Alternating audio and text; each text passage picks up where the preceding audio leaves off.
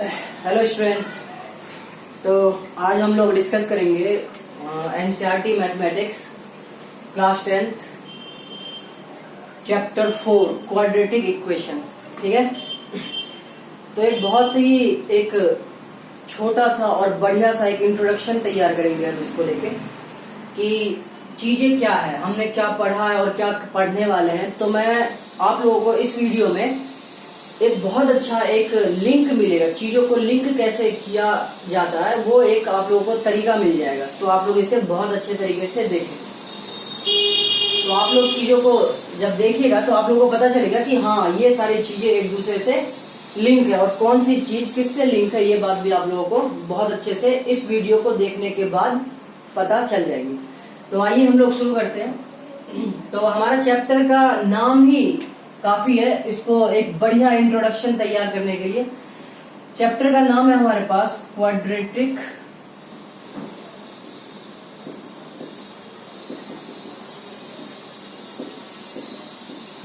Equation. क्या है हमारे पास? Quadratic equations. ठीक है, फिलहाल तो हम क्वाड्रेटिक इक्वेशन की बात करेंगे। जैसा कि आप लोग पीछे पढ़ चुके होंगे अपने प्रीवियस क्लास में कि क्लास 9 में भी आप लोग पढ़ चुके होंगे कि क्वाड्रेटिक क्या होता है, लेकिन बस फर्क इतना सा था कि हमने प्रीवियस क्लास में जो पढ़ा था वो हमारे पास था क्वाड्रेटिक पॉलिनोमियल। तो आज आप एक और बहुत अच्छा डिफरेंस भी जानेंगे कि चीजों को लेकर डिफरेंस क्या है, कहाँ पे बातें अलग हो रही है। एक माइनर सा डिफरेंस जो होता है ना वो अगर आप लोग जानेंगे ना तो आप लोगों का कॉन्फिडेंस बहुत अच्छा होगा किसी भी टॉपिक को लेके। ठीक है, तो आप उसे अच्छे से अपने तरीके से जजमेंट कर पाते हैं। तो हमें जो पढ़ना है वो आज वो क्वाड्रेटिक इक्वेशंस का इंट्रोडक्शन देखना है। क्या है? Introduction part.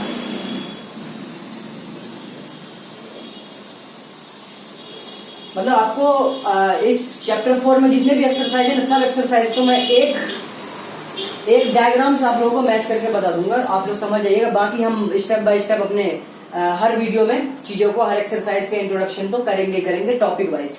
ठीक है, ये कंबाइंड है, एक कंप्लीट इंट्रोडक्शन, ये आप लोग कह सकते हो क्या? Complete introduction. ठीक है, चैप्टर 4। अच्छा, क्वाड्रेटिक इक्वेशन। तो सबसे पहले मैं बात करता हूं क्या कि क्वाड्रेटिक पॉलिनोमियल क्या होता है।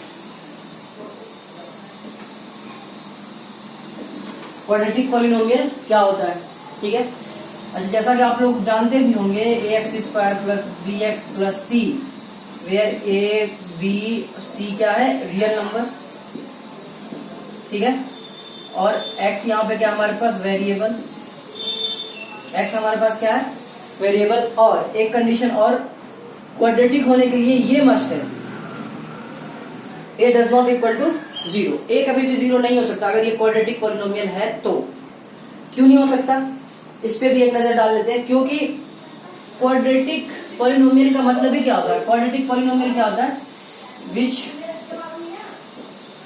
Which have degree 2।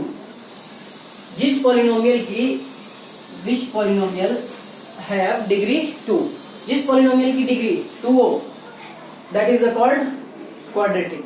तो इतनी सी बात है। तो इसलिए अगर ये a 0 हो जाता है, a 0 हो जाता है तो ये वाला तो टर्म खत्म हो जाएगा हमारे पास। x² वाला टर्म अगर खत्म हो गया तो हमारे पास क्या होगा कि bx का फॉर्म बच जाएगा। सिर्फ x पे एक पावर है, डिग्री कितना x का? 1। अगर 1 है तो वो तो लीनियर बन जाएगा, हमारा क्वाड्रेटिक का अस्तित्व ही खत्म हो जाएगा। तो इसलिए a को 0 नहीं होने देना। अच्छा ठीक है, ये तो क्वाड्रेटिक पॉलिनोमियल जो हम पहले पढ़ चुके हैं, है ना। इसका हमने क्या क्या देखा? इसका हमने जीरोस फाइंड करना सीखा। जीरोस फाइंड करना सीखा है, कैसे इसके जीरोस निकालते हैं। कैसे निकालते थे कि p of x equal to 0 रख देते थे, है ना। और x को अगर हम a से रिप्लेस कर देते थे x माइनस a, है ना। अगर x को a तो यहाँ पे p ऑफ x हमारे पास अगर कोई पॉलिनोमियल देगा p ऑफ x, तो p ऑफ a अगर 0 हो जाता है, p of a equal to 0 हो जाता है तो हम क्या कहते हैं कि a x equal to a जो है हमारा क्या है वो 0 है। किसका? p ऑफ x का, उस पॉलिनोमियल का। ठीक है, तो ऐसे करके हम यहाँ पे निकाल लिया करते थे।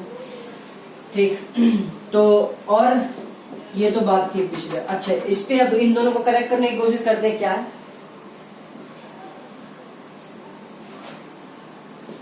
क्वाड्रेटिक इक्वेशन, क्वाड्रेटिक इक्वेशन, ठीक है, वो क्या था, क्वाड्रेटिक पॉलिनोमियल, ये क्वाड्रेटिक इक्वेशन। डिफरेंस देखना आप लोग, बहुत अच्छा लगेगा। क्वाड्रेटिक इक्वेशन की बात करें हम लोग तो क्वाड्रेटिक बोला तो स्टैंडर्ड फॉर्म तो हमें यही लिखना पड़ेगा, ax square plus bx plus c, सारी कंडीशन वही रहेंगी, कोई प्रॉब्लम नहीं। लेकिन इक्वेशन बोल के इसने अपने आप को एक बात जोड़ दिया है कि इक्वेशन जो होता है ना, इक्वेशन मैं बता दूं आप लोगों को, इक्वेशन जो होता है एक कंप्लीट इक्वेशन तभी बनता है जब हमारे पास LHS होता है, लेफ्ट हैंड साइड कुछ टर्म्स होते हैं, RHS होता है, राइट हैंड कुछ टर्म्स होते हैं, और बीच में इक्वालिटी का साइन। तो कहने का मतलब ये है कि LHS इक्वल टू RHS, ये वाली अगर कंडीशन होता है, ये रिप्रेजेंट कर देता है किसको, इक्वेशन को। ये किसको रिप्रेजेंट कर देता है, इक्वेशन को। तो कुछ नहीं करना, ax square plus bx equal to 0 अगर ये है तो इसे हम कहेंगे क्या, क्वाड्रेटिक इक्वेशन, और इसे हम लोग क्या कहेंगे, क्वाड्रेटिक पॉलिनोमियल।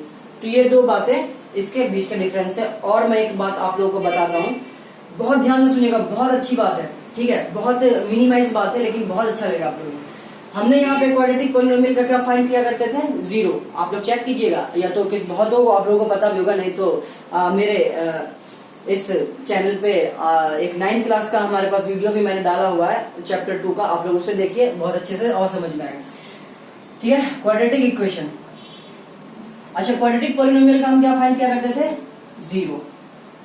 जब 0 हम तभी बोला करते थे जब हमारे पास क्वाड्रेटिक पॉलिनोमियल हुआ करता था। जैसे ही हमने क्वाड्रेटिक इक्वेशन को कन्वर्ट करा, क्वाड्रेटिक इक्वेशन में कन्वर्ट कर दिया इसको, तब हम इसका क्या फाइंड करने लगे, रूट्स। क्या, रूट्स। तो दोनों का मतलब सेम है, लेकिन दोनों का मीनिंग सेम है, मीनिंग जो आएगा वो सेम है, लेकिन फर्क क्या है, दोनों की एक जगह है, दोनों वर्ड का क्या है, एक जगह है। आप लोग क्वाड्रेटिक इक्वेशन से अगर फाइंड कर रहे हो तो रूट्स निकालोगे, ठीक है, आप लोग बुक में भी चेक करना, जब आप क्वेश्चन करोगे ना तो आपको ये सारी चीजें दिखेंगी, और बहुत अच्छे से आप लोग बेसिक से समझते हुए जाइएगा क्वेश्चंस को लेके, ठीक है। क्या फाइंड करेंगे, रूट्स। अच्छा, रूट्स फाइंड करेंगे क्लास, तो यही हमारा क्लास 10th ये बताता है, और क्लास 9th ये बताता है, ठीक है। तो इसका हम क्या करते थे, रूट्स। अच्छा, इसके रूट्स कैसे कैसे निकालते हैं हम लोग, एक फैक्टराइजेशन मेथड से, फैक्टराइजेशन मेथड।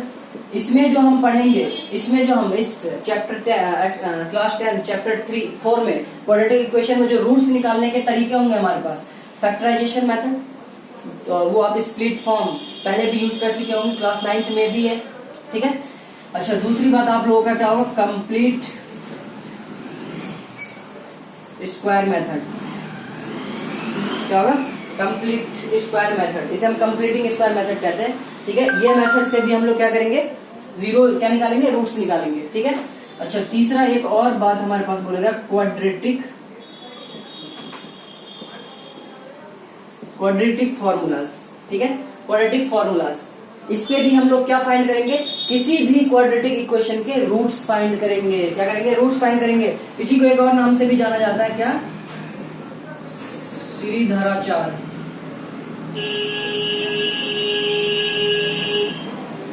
श्रीधराचार्य के नाम से भी, श्रीधराचार्य फॉर्मूले के नाम से भी इसे जाना जाता है। तो आप लोग बहुत ध्यान रखिएगा, क्वाड्रेटिक फॉर्मूला श्रीधराचार्य नाम इसलिए है क्योंकि इन्होंने ही इस फॉर्मूले का निजात किया था, ठीक है।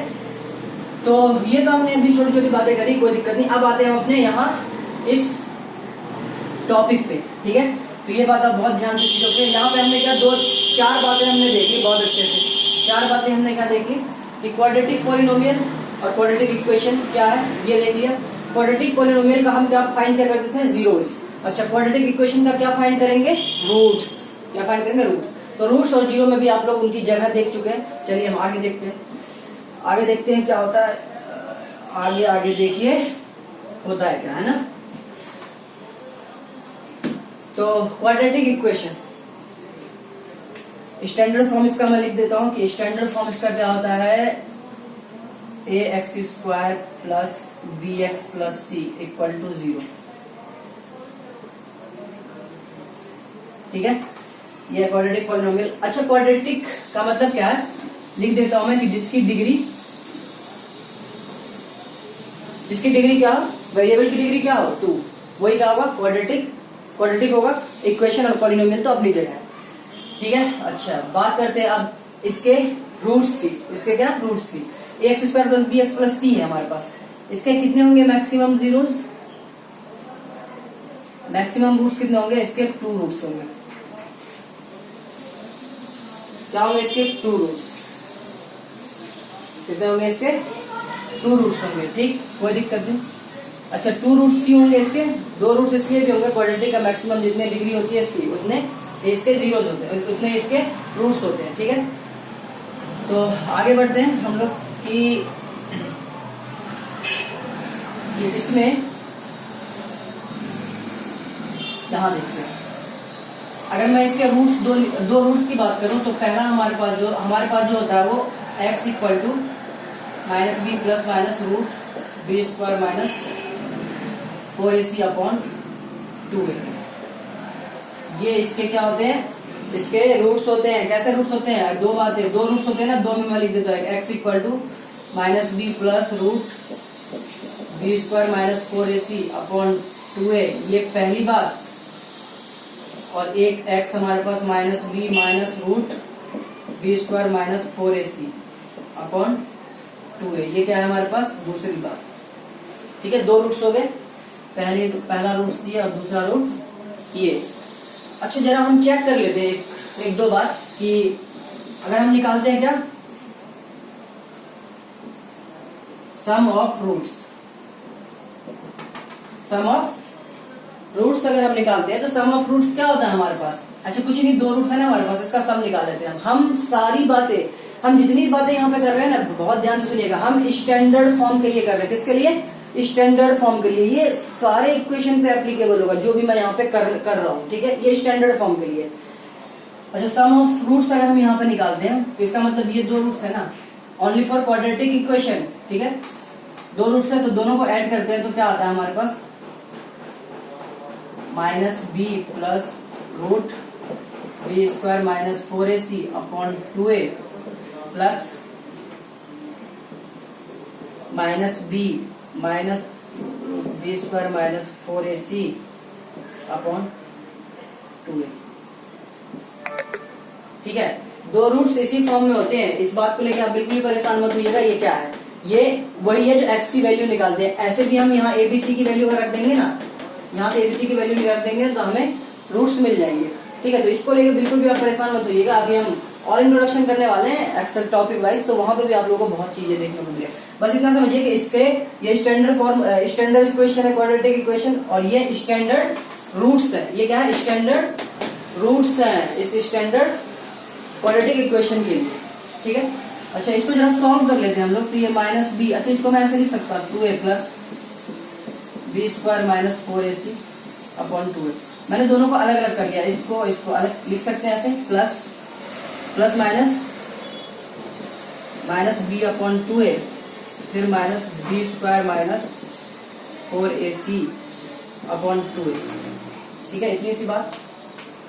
तो एक बात बताइए मुझे कि ये प्लस और ये माइनस कैंसिल हो गया ना, बचा क्या हमारे पास ये और ये। तो एलसीएम लेंगे तो 2a, एलसीएम लेंगे तो 2a, यहाँ बच गया माइनस बी और माइनस बी, तो minus minus plus 2b upon 2a, 2 से कैंसिल, यहाँ क्या आ गया माइनस बी अपॉन ए।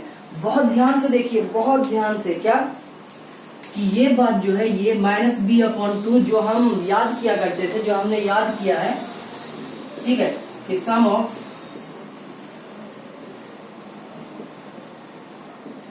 रूट्स, यहां मैं बोल रहा हूं सम ऑफ रूट्स है ना, सम ऑफ जीरोस भी आप बोल सकते हैं, कोई दिक्कत नहीं है। मीनिंग तो दोनों का एक ही है, ठीक है, मीनिंग तो दोनों का क्या है, एक ही है। सम ऑफ जीरोस जो हमने याद किया है 9th क्लास में भी याद किया हमने, क्या माइनस बी अपॉन ए, यही तो याद किया था। सम ऑफ जीरोस क्या था, जिसे हम लोग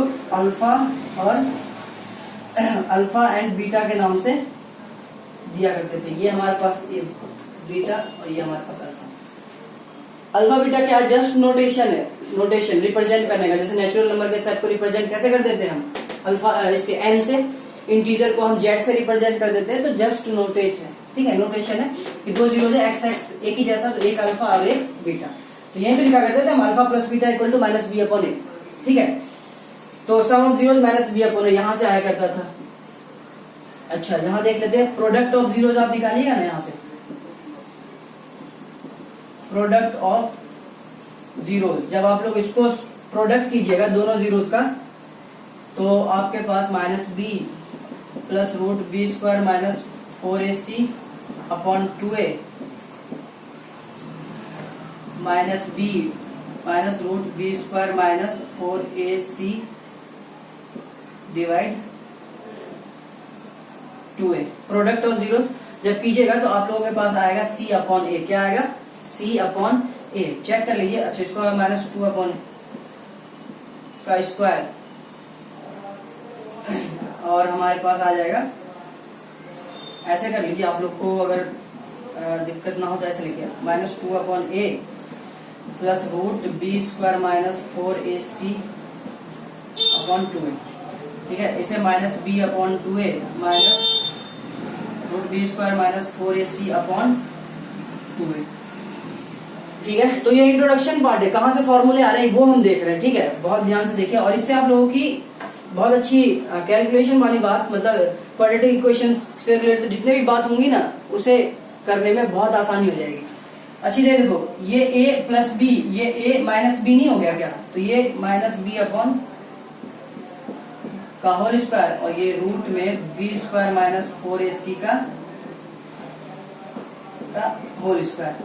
ये b square upon 4a square हो जाएगा, माइनस रूट से स्क्वायर से रूट कैंसिल, तो यहां से आ जाएगा b square minus 4ac upon 4a square. LCM जब हम लेंगे तो 4a स्क्वायर तो एलसीएम आ जाएगा, 4a स्क्वायर एलसीएम आ जाएगा, तो यहां से आ जाएगा b square minus B square plus 4ac, b square cancel, तो यहां से 4ac अपॉन 4a स्क्वायर, एक a और ये 4 कैंसिल, तो क्या बच गया? c अपॉन ए। बहुत ध्यान से देखिए कि प्रोडक्ट ऑफ जीरोस क्या हुआ करता था? c अपॉन ए। तो यहां से भी हम एक बात समझ सकते हैं कि product of zeros c upon A होता था, और हमने जब प्रोडक्ट ऑफ जो जीरोस ये लेके किया है तो हमारे पास c अपॉन ए आया। दैट मीन्स कि स्टैंडर्ड फॉर्म के लिए स्टैंडर्ड जीरोस ये। ठीक है, और इसी को हम श्रीधराचार्य फॉर्मूला भी कहते हैं, इसी को ही हम क्वाड्रेटिक फॉर्मूला भी कहते हैं, इसी को क्वाड्रेटिक फॉर्मूला कहते हैं। ये है ना, इसी को हम लोग क्या कहते हैं?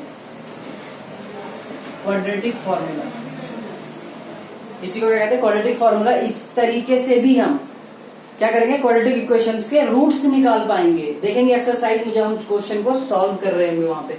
ठीक है, तो ये दो बात आप लोग समझ गए होंगे। चलते हैं हम यहाँ पे फिर वापसी करते हैं अपना। यहाँ पे भी बहुत सारी बातें करनी है हमें, तो इसको मैं रफ कर लेता हूँ, तो इसे जल्दी से आप लोग इसे राइट कर लीजिए पॉज करके। ठीक है,